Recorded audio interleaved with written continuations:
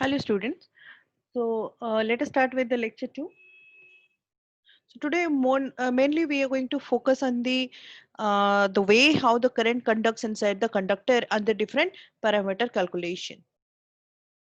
So this is our lecture number 2. This is our lecture number 2. So the first thing that we are going to study over here is, okay. So let me revise the things once again. So this is our conductor, right?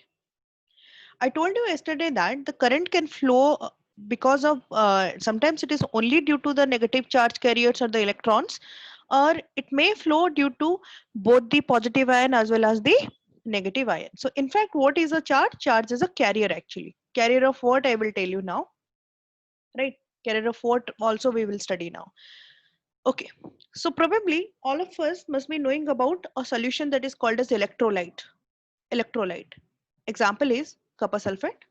We can talk about copper sulfate solution also, where it is Cu2 plus SO4 2 minus, right?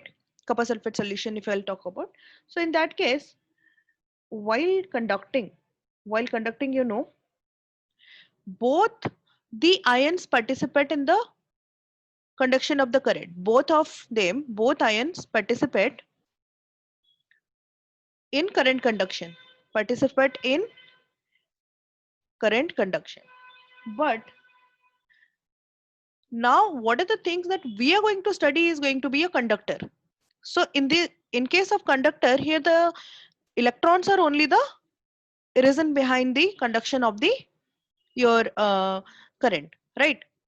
Okay. Yesterday we studied about that the how the electrons move because of the influence of the electric field, external electric field that has been provided by the battery. Okay. Let me repeat it once again. What exactly happens and what I mean, battery is the source of what? Battery is never a source of a charge. Actually, it is the source of energy. How? Let's see. If I'm going to talk about a single charge, let it be a positron that is present over here, whose charge is E, you know that this point is having a potential of 0 volt. This has a potential of V volt if the EMF of the battery is V. So how much energy was possessed by this positron? The energy possessed by this positron is going to be EV. You know that as electrostatic potential energy is EB, right? So, but when this has come from this point to this point, right? One electric field is going to be constituted, all of us know this. So when this has moved from this point to this point, so what its energy has become? Its energy will become zero, right? So what will this charge is going to do? This charge is going to ask for some more energy to the battery. Now the battery will again provide its to energy. So the process will continue. So who is battery? But who is taking away this energy? Now the question is that who is taking this energy? Conductor. Okay, conductor. It can be a fan. It can be a bulb. Okay, any electrical device, right? Any electrical device. So we are not going to discuss more about this because electrical device is a separate part that we will discuss later, right? Mechanism of the battery that probably you are going to study about it in chemistry as well, right? So this one is your potential difference, like this is providing a constant potential difference across the conductor. So battery is a supplier of energy. Battery is the supplier of energy. It is not the supplier of charge, remember. So battery is the supplier of energy, energy supplier. This one is energy supplier. Clear to all of you? Yes, fine. So the next thing that we are going to study about that, you know that current is a scalar quantity, right? But it has a direction. Now the question is that who determines its direction? Now the question is that who is going to determine the direction of the current? So here we are going to study about a quantity that is called as current density. That is called as current density. Wait, that's called as current density. Clear? That is current density. Current density is expressed as J vector, right? So first of all, we should understand what is this. This is the vector in the direction of the current flow. Current density is a vector in the direction of the current flow, in the direction of the current flow, in the direction of the current flow. Clear? Okay. As we know that current is a scalar quantity. Current is a scalar quantity. I'm repeating it once again. Then who gives the actual direction of the current? J vector gives the actual direction of the current. It gives the actual direction of the current, right? And the magnitude of your current density is nothing but it is the current flowing per unit cross sectional area per unit cross sectional area of a conductor let's understand it. Okay, I'm going to draw a conductor over here, right? I'm just showing you a part of the conductor and a cross sectional area. Let it be a cross sectional area whose area vector is S vector. You know that area is a vector quantity, so it is S cap or S vector. And the current density is like this, J vector. And your current is flowing like in this direction. Let the current is flowing in this direction. So in that case, if we want to express the current density, we do express it as I by S, but it is a vector. It needs a direction. So the direction is S cap. Direction is S cap. And S cap is area vector or the unit vector of the area, right? So this is the expression for your current density. But what happens if the area is not perpendicular like this? So let's take an example. If I say that the area is something like this, okay? So you have to draw a perpendicular over here and let this angle is theta, right? Let this angle is theta.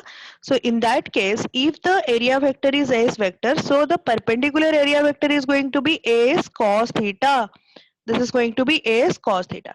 So in that case, we write this is the normal cross sectional area. So always remember it should be normal cross sectional area. Normal cross sectional area. Clear? Okay. So how much is the current then? How much is the current then? Current is equal to Js cos theta. Current is equal to Js cos theta. Clear? Current is equal to Js cos theta. Okay. So if we wish to write it down in terms of your vector expression, so we can write it as it is the dot product of the current density and the area vector. It is the dot product of the current density and the area vector. So it is all about the current density. Okay, but this one is the constant current density. Now we are going to talk about throughout this area, if the current density is constant, we can use this expression. What happens if the current density is not constant, rather it is variable? Right? Let's study about the expression for variable current density. Current due to the variable current density. So the next expression is that current due to variable current density. Variable current density. Let's study about it. Right? Current due to variable current density. Right? But let me adjust the screen.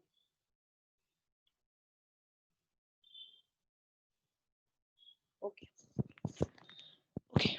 So if we, as we know that in a conductor, if again I'm writing down the statement here, in a conductor, if current density is J vector and it passes through, and it passes through area S vector. So in that case, the current is calculated as to be J dot S, while it can be written as Js cos theta. And as we know that theta is the angle between the J vector and the area vector, right? Okay. But if this is not constant, rather it is variable. Rather it is variable. If I am going to take some area over here, but here the current density is not uniform. So as we know that for anything that is not uniform, we have to take a elementary section, elementary area. So let the elementary area is ds vector. Okay, so I'm just taking it out. This is ds vector, right? And your current density is, let it be like this. This is your current density, right? So here, first of all, we have to find out the elementary current. We have to first find out the current through the elemental area. This one is the current through the elemental area. We will do a numerical to understand it better. Current through the elemental area, right? If this is the elemental area, we can write this as di is equal to j vector dot ds vector. Clear? So in fact, we can write it out like j ds cos theta. To find out the total current that has been passing through this particular area is going to be integration of di, that is integration of j ds cos theta, right? So this is the case of if the current density is not uniform. That means equal amount of current is not going, right? It is not uniform. Okay, so let's do a question, then only we can understand it in a better way. Question is that it says that in a long wear of, if I say in a long wear of, you don't have to write, I will share the PDF with you, note, in a long wear of round cross sectional area,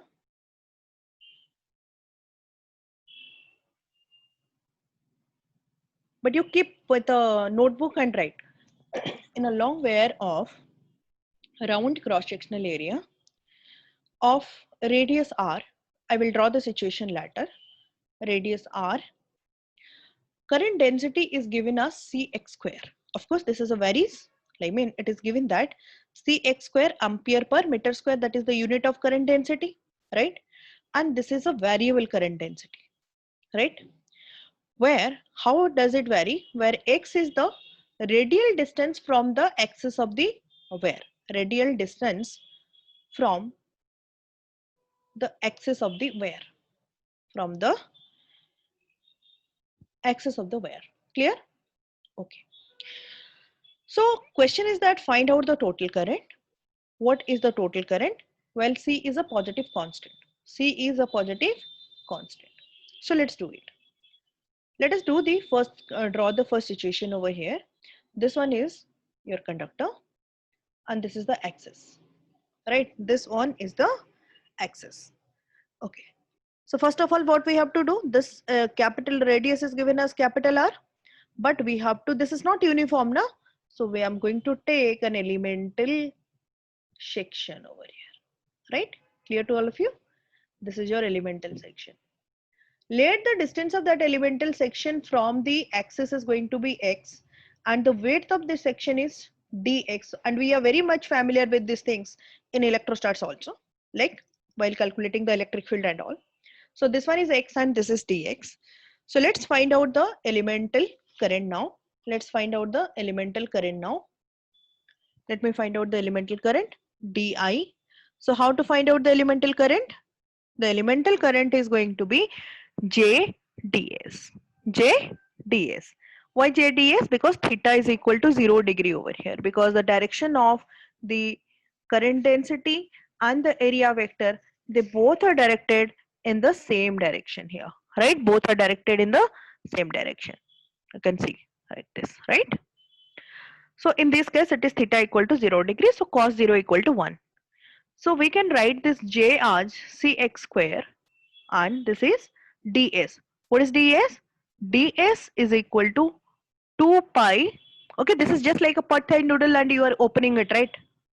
I have explained you many times, like this is going to be 2 pi x dx. Clear? ds is equal to 2 pi x dx. So we are going to write down this area as 2 pi x dx. So if we'll summarize everything, that we are going to get 2 pi c x to the power 3 dx. Okay, let's find out the Okay, now what is the lower limit of x is, if I'm taking this as the reference x is equal to 0 and the upper limit is going to be till r. So let's find out the integration. It is integration of di. 2 pi c will come out and this is x to the power 4 by 4, 0 to r. So final answer is going to be 2 pi c r to the power 4 by 4, and finally we can write it as 1 by 2 pi c r square. And this is the answer to your problem, right? Half of pi c r square. Okay? Okay.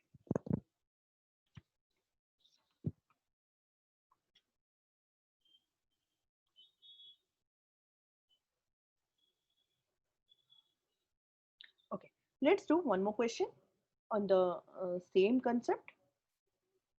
Let's do one more question on the same concept so that it will be more clear.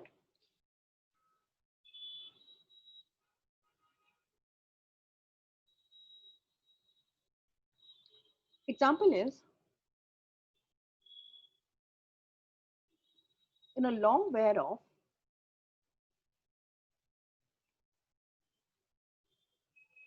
square cross section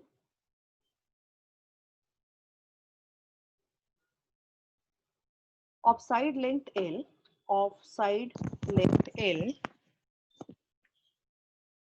right? Of side length L, and current density square its side length is given as L, and the current density is varies is as current density varies as, like J is equal to A e to the power bx ampere per meter square. So this is the current density and this is a variable current density. Okay, and what is x? It is varies with the distance from one edge of the cross section. And how does it vary? It varies with the distance from one edge of the cross section. From one edge of the cross section. Understood?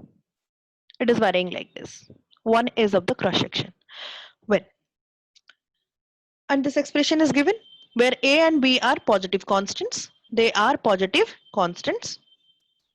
We are required to find out the current flowing in the wire. We are required to find out the total current that is flowing in the wire. Let's draw the situation. I'm taking a square wire. This is going to be a square. This is moreover looking like a square. Okay, fine. So this length is L. This is L. I'm going to take a cross section over here. Elemental strip, right? Elemental strip variable.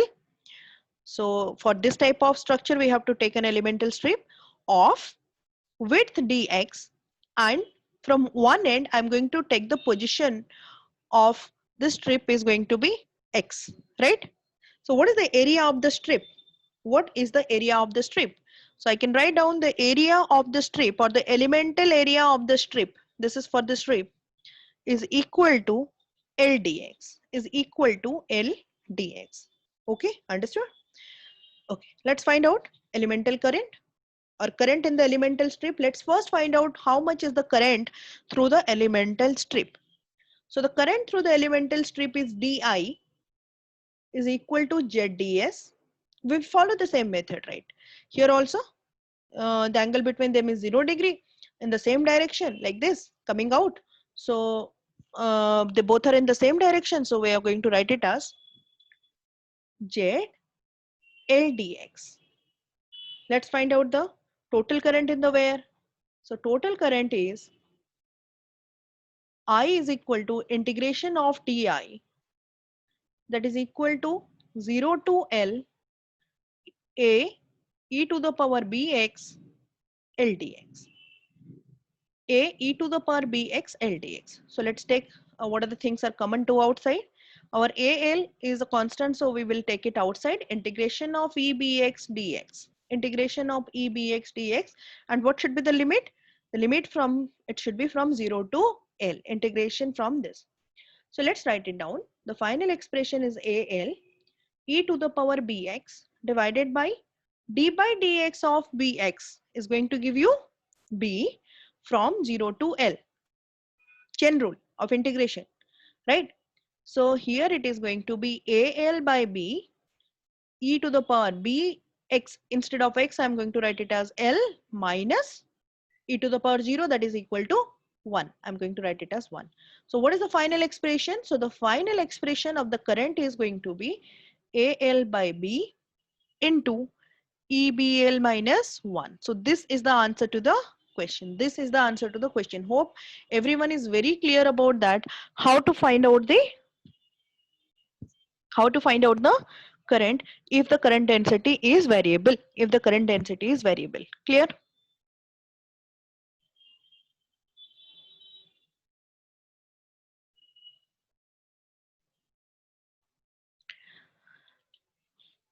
Fine.